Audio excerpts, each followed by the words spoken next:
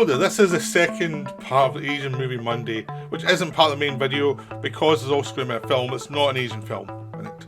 So, there are two time travel movies, one of which is called Beyond the Infinite 2 Minutes, which is directed by Junta Yamaguchi and written by Makoto Ueda. And we also have Primer, written and directed by Shane Carruth. So these are two films that are time travel films. I saw them both in the same week, although I've seen Primer before. But when I watched Beyond the Infinite 2 Minutes, I suddenly did urge to watch Primer. So that suddenly became its own video. Even though initially it was meant to be to go along with Agent Fire. So these are two time travel movies, both of which are very limited location, very low budget time travel movies. These are not films with massive special effects or massive anything really. It's just like these are done very little budget. It's about the ideas. It's not about the tons of special effects. But even within that, they're two very different films. Because one's, well, it's time travel and it's charming, it is focused on characters. While Primer is actually focused on the moral dilemmas of the characters. And is less focused on making you like the characters. But they both have like very specific linked lockdown time travel elements that are based on going through a timeline that's pretty much takes place over a couple of either a day or a couple of weeks. It's not like epic, like Avengers Endgame type of thing, spanning 30 odd years or something. It's nothing to do with that. It's not Back to the Future. So that's the big thing. These are low budget and these are pretty defined by the location. I mean, the Beyond 2 Minutes, which I'm going to start with, or Beyond Infinite 2 Minutes, actually takes place on one location. And it's shot as if it's a one-take film, even though you can tell watching it that it's probably cut up, because there's some special effects things in there. There's no way you'd be able to do this all in one take. But they're very clever about hiding it. But at the same time, they make it sure it doesn't feel like the one-take element of it is a gimmick or is something that's really important. It's just to give you the impression of what these people are seeing, how they're feeling it, so you're kind of with them and with the pacing of the event. That's the big thing. That's why it's a one-take film. It's like you never have time to think ahead. They don't have time to think ahead, or when it pauses, you're given not as much time as they'd be given, so you get a sense of how this event would affect them and how it would affect you watching them. So it's very much a film about like time and the decisions you make under duress of time. Now the idea is this guy he owns a cafe and he lives above it.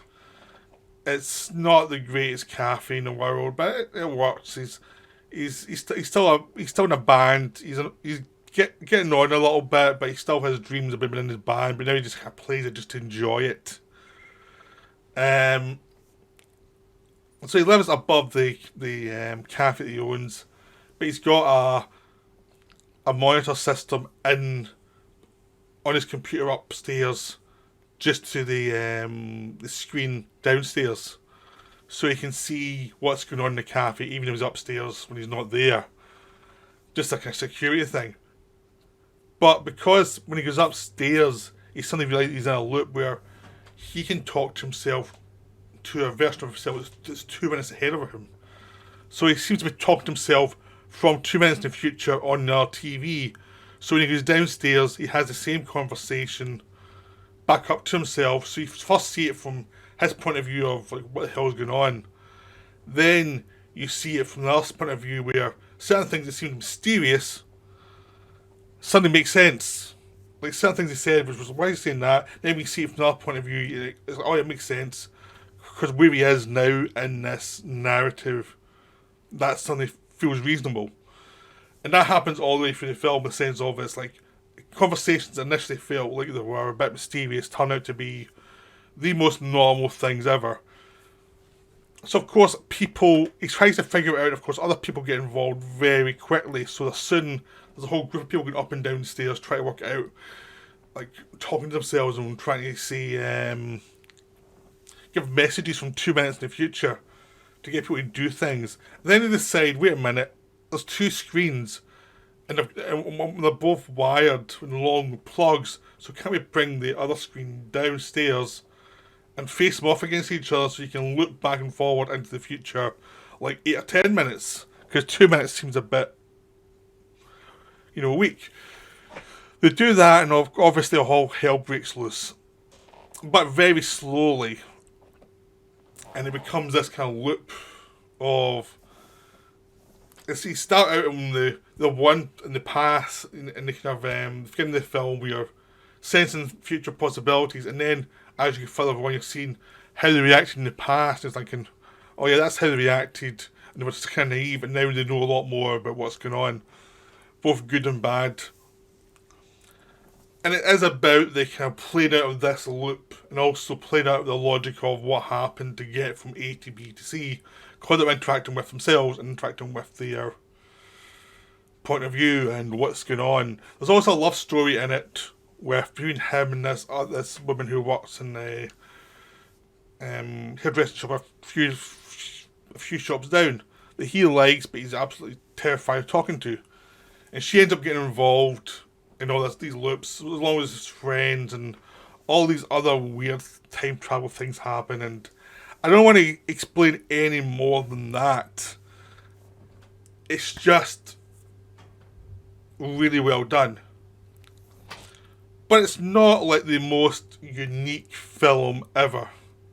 Some people haven't seen other films like this or read sci-fi like this. It's like, wow, that's amazing. It's not, but it's really well done. I mean, it feels very much like what they would be doing in Red Dwarf in the 80s and early 90s. That kind of loop kind of thing. They were doing all these weird time travel stuff there. The Back to the Future series did some weird time travel stuff. It's in that level of, it's a time travel story, but it's meant for entertainment. It's ultimately a romance with time travel involved. It's very clever, but it's a romance. It's very much a mainstream film that uses time travel to get you to the romantic comedy elements. But it's really charming. It's really well done. You're going to have a lot of fun with it. It's only an hour 10 minutes long, so it does not overstay its welcome. Whenever it gets to a point where this can get boring, it moves on pretty quick. So it doesn't have those moments of stalling the audience, waiting for it to get interesting again. No, it always knows when it's time to move on, which is a nice thing for it to do. Now, Primer is very different. Primer is a film that was made in 2002, but it's not been that well known, so I'm not going to go into spoilers on it. Same way I'm not going to spoilers on Beyond Infinite, because you have to see it and experience it and try and make sense of it. This is This is a film you probably need to see a few times to get the whole idea of it. And the idea is, it's these two inventors, or these two guys, they're working as engineers in an anonymous city. It's probably Texas. It looks like Texas, but it could be anywhere.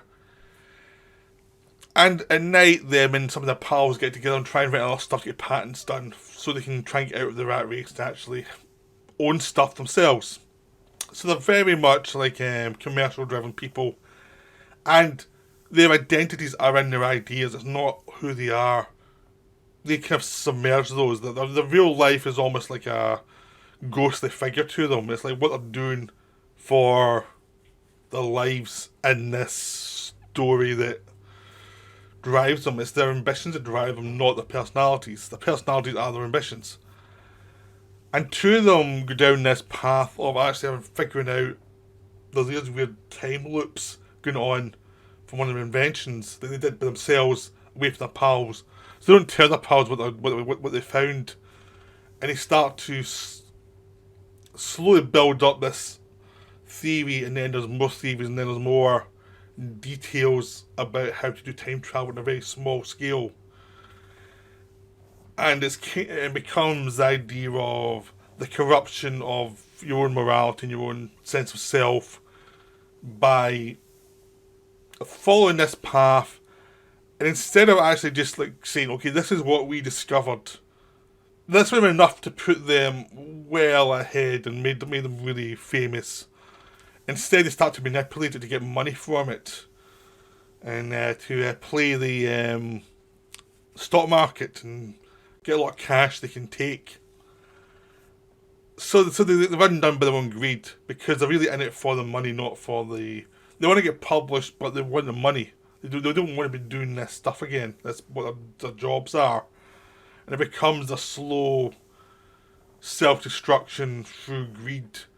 But it's done in a very kind of naturalistic way. It's not done like melodramatic.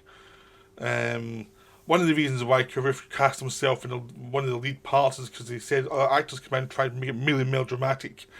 And it had to be very naturalistic. It had to be like... Because the way a lot of inventions work, they happen by accident. And it's not what you were aiming for. And you find that stuff inside the side of your theories. And scientists are generally very kind of focused and not emotional beings. They've got emotional elements to them, but they're not that in their work. So it always has to pull back from the emotion and from the melodrama of the situation so that you can feel what they're actually like and what they're driven by. So it's very much a Bressonian time travel movie where you're not going to get tons of acting. The actors are mumbling their lines to each other in a very naturalistic way. There's lots of stuff, but the science, what they're doing will go over your head.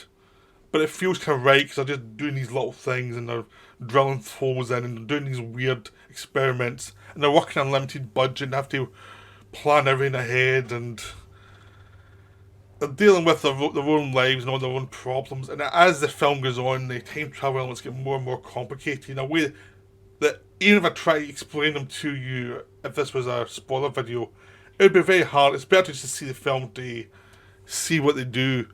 But it's that idea of how you can make your own life miserable by overcomplicating it and being greedy and, you know, becoming obsessive and driven in ways that aren't healthy for anybody. You know, and they step over lines they shouldn't, and it becomes pretty sad. But it's also because they've got the kind of Bressonian distance, like they don't actually show their emotions that much. It allows you to be distanced from them and allows you to see what they actually are, which is it's kind of an indictment of a kind of mentality, this kind of bro science mentality that's all over the world. And it's like how they're so focused on what they're doing that they forget about the outside world. It's about their industrialization of science that's leading to a lot of problems, but they don't get it because they're just in their bubble. They don't have an outside reference or morality to say, well, this is wrong what you're doing. So it's about science and the way science can subtly happen and cause problems in a ways that's not the melodramatic Hollywood thing. It's much more like, this is what really happens. It's like, it's thought about and people have weaknesses that they don't actually want to admit to themselves, so they get into trouble in the very mundane ways that just spiral out of control, rather than it being some big melodramatic villain plot. So it's a very satisfying, very interesting film. But you will probably have to watch a few times to get all the details, because there's lots of things going on and lots of... It's more complicated, and they've messed themselves about in ways which you don't quite appreciate the first time round, but it makes more sense as you rewatch it. But again, it's a very short film. I think it's also like 70 minutes or 80 minutes. It doesn't feel very long either. It's very quick. It's less quickly paced than Beyond Infinite because it is much more Bressonian, really, is the best way to put it. But it's still pretty short. So you don't really feel that you're watching something that's taken forever. It's just that it's got a kind of style that's very different from Beyond Infinite. Beyond Infinite is very sitcom in the sense that it's all about the characters and they've all got their little quirks. Primer doesn't care about that. Primer's actually about the characters and how they react and how they're dealing with their lives in this kind of weird morality. It's two different points of view of what the film should be, but they're both wonderful even if they actually are about the similar ideas, but the two most opposite ways to do it. That's the best way I can say it. But they're both terrific films. I would recommend both of them. They are wonderful. So I would say definitely go watch both of them. They are just great films in their own way. Very, very enjoyable. So that's me for now. I'll be back soon with some more videos, but I hope this explained why you should watch these two films. Right, bye for now.